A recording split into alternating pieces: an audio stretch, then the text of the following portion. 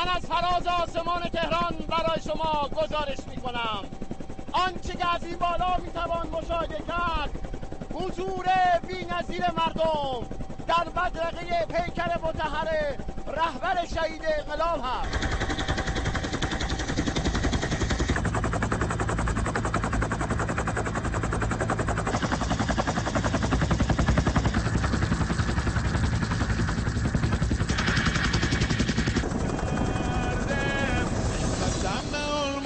گره کرده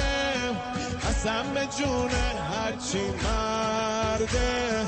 این پرچم زمین نمیمونه حالا ما عهد وفا بستیم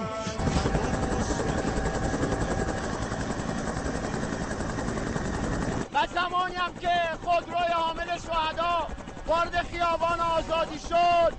دیگه نگاه کنید چه قوقایی برپا شد.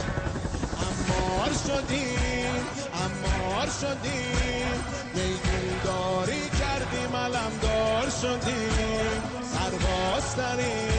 سردار شدیم آماده صبح فرج یار شدیم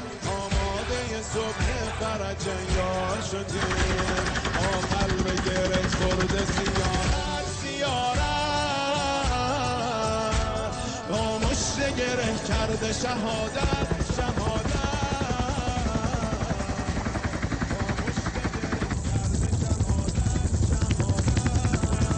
قسم اون مشت گره کرده